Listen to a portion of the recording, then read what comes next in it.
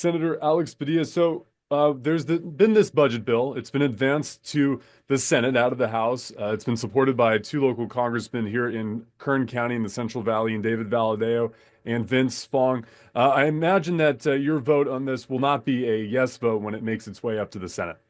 Yeah. Look, my vote will not be a yes vote if this bill comes up in the Senate. As you may know, the Senate passed a budget resolution last week. The only way I can explain it is the Republican majority in the House and the Republican majority in the Senate are racing to fulfill Donald Trump's number one priority to cut across the federal government in order to fund tax breaks for billionaires. That's what's going on here. They have different proposals for how to do it, but it's clear that Medicare is on the chopping block, Social Security is on the chopping block, Medicaid is on the chopping block, Nutrition Assistance Program is on the chopping block. Everything seems to be on the chopping block in order to reward Donald Trump's billionaire buddies. And earlier this week and throughout the last several weeks, we've had several demonstrations in and around David Valadao's office and just demonstrations in Bakersfield in general, led by figures such as Dolores Huerta, who have been speaking about that Medicare and Medicaid is on the table. The president says it's not, but also if there's this concern that's been raised by the community, what do you think that the community here should know from your office as senator? Yeah, well, I hope the community understands that I am fighting to protect these critical programs and critical sources of funding. When the president says they're not going to touch Social Security, when the president says they're not going to touch Medicare, he is lying. He's lied so many times on so many issues over the years. You can't believe him. They're certainly not going to be able to afford the tax breaks that they're gunning for without all these cuts that we've been making reference to.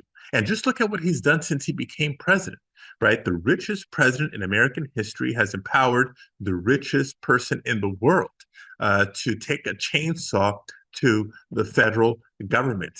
There's hiring freezes, there's layoffs left and right, there's funding freezes, all for what? To fund the tax breaks for their billionaire buddies. And what's at stake beyond just Medicare, Social Security, et cetera, it's all the critical projects that we need to be doing now, like fire mitigation projects, upgrading our water infrastructure to prepare for the hot summer months.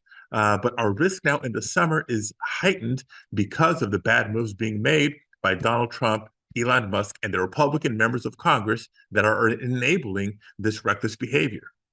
What was your responses to a number of the water releases that happened heading down to Los Angeles? I know a number of farmers were concerned about maybe that these were happening too much all at once without this necessarily rainfall that we need to see in order to replenish some of these reserves. Yeah, the water releases from several weeks ago were sort of the first big example of how dangerous this administration is. Without thinking about it, without doing research, without even notifying anybody, they released the water from the dams that put communities at risk.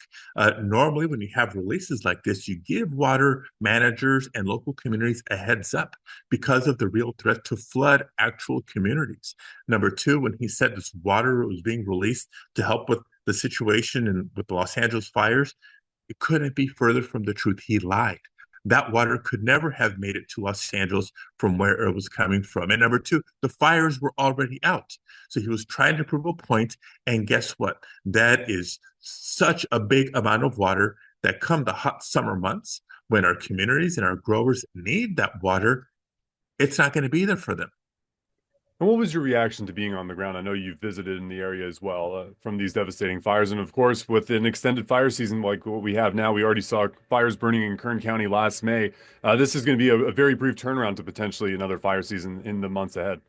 Right. So there's no longer a quote unquote fire season in California. Given what we've experienced the last 10 years, the threat of fires, significant fires, is all year round. And so just look at the contrast. I'm advancing legislation to recruit more firefighters, pay them better so we can retain them, make them full-time year-round firefighters, not just temporary seasonal firefighters. And what does the president do?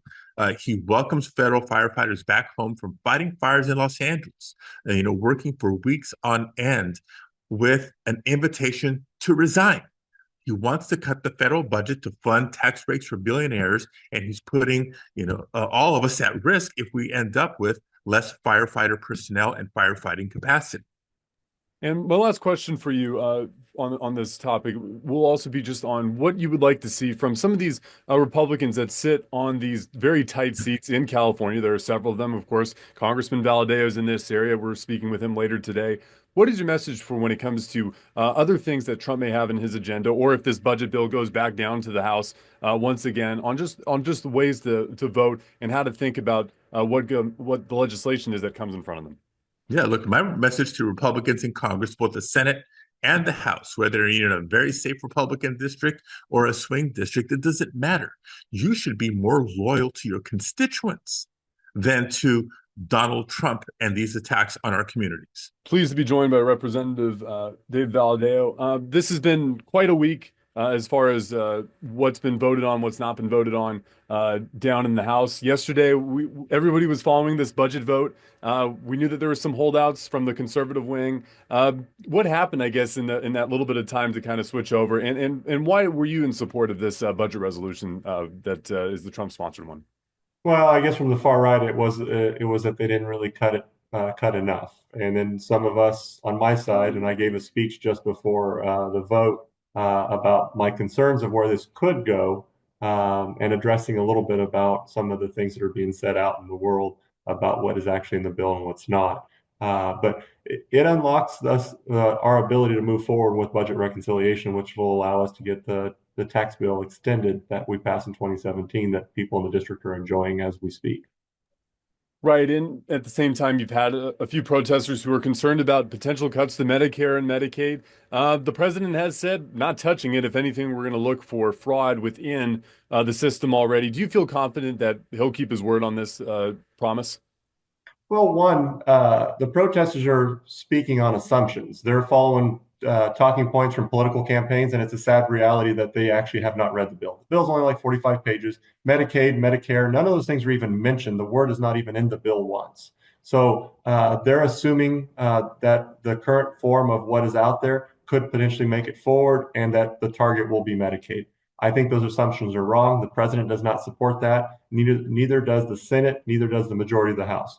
What it does do is it tells Energy and Commerce to make a certain dollar amount in cuts. And I even think that number will change by the time we have another vote on the structure of reconciliation. But sadly, some of these political groups will look for any opportunity to turn it into a political issue. And that's what happened this week with all the protests outside of a lot of our offices.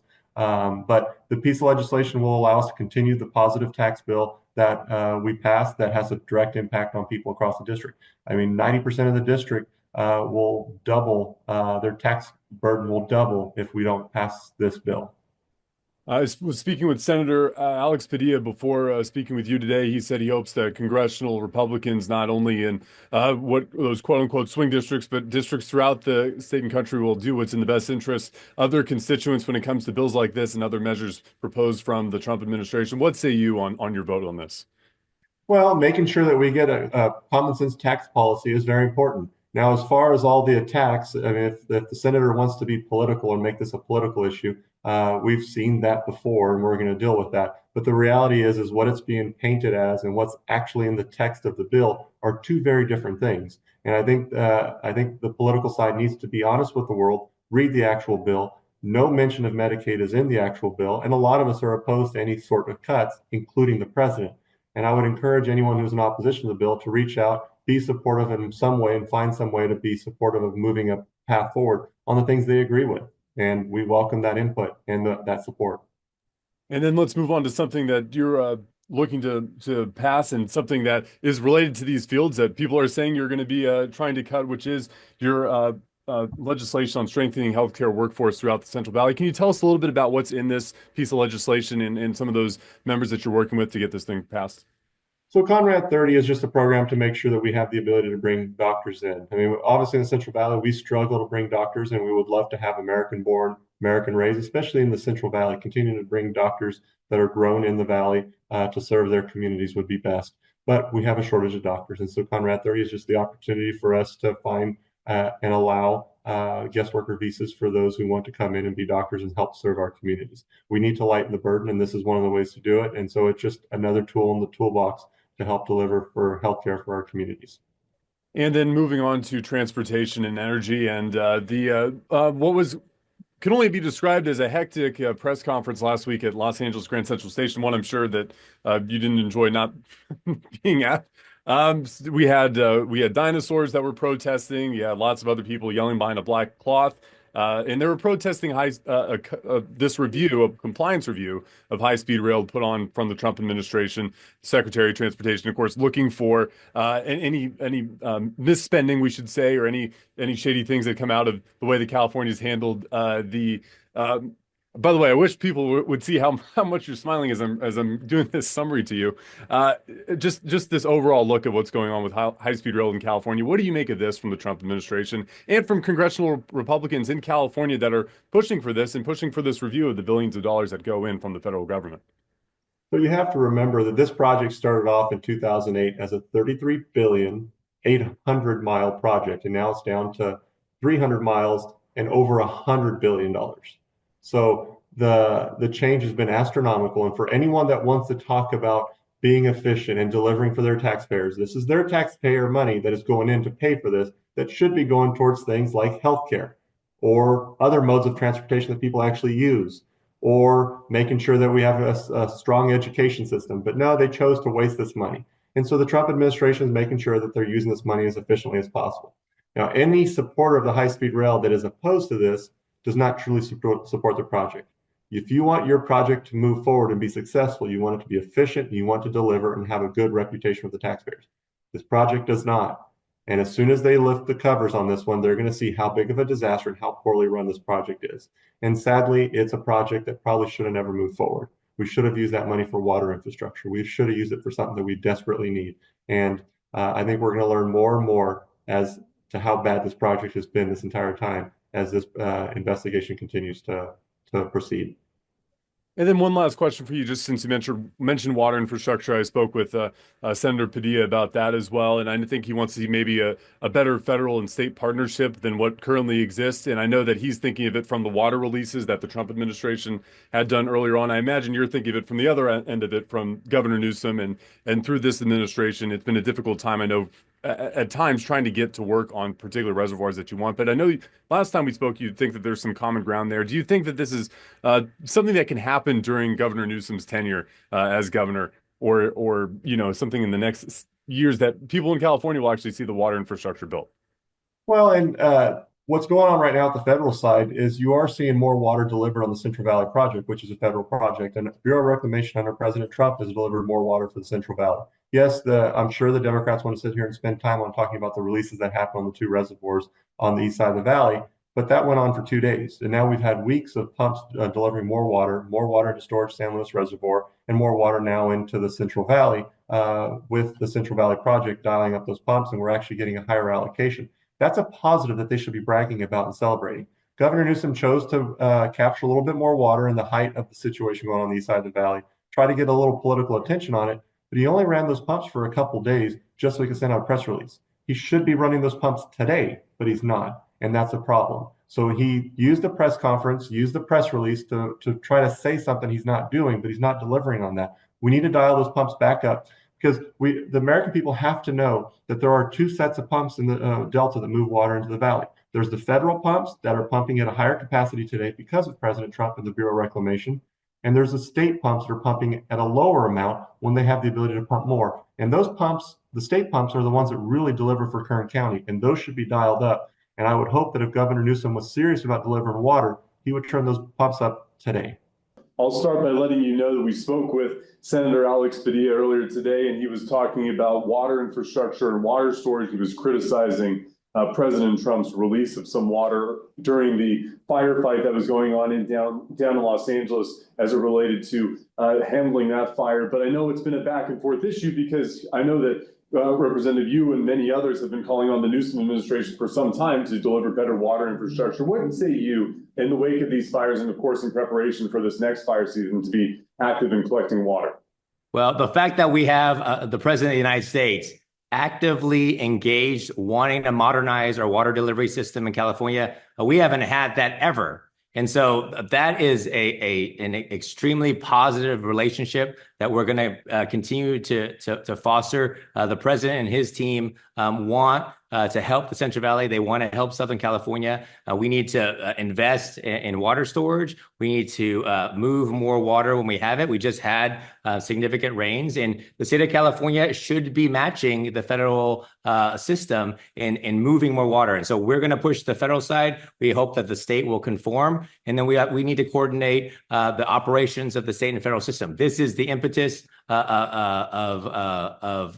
President Trump's executive order. And we have a lot more work to do. We have a number of people within the Department of Commerce. We have Secretary Lutnick now in place. We have Secretary Burgum now in place.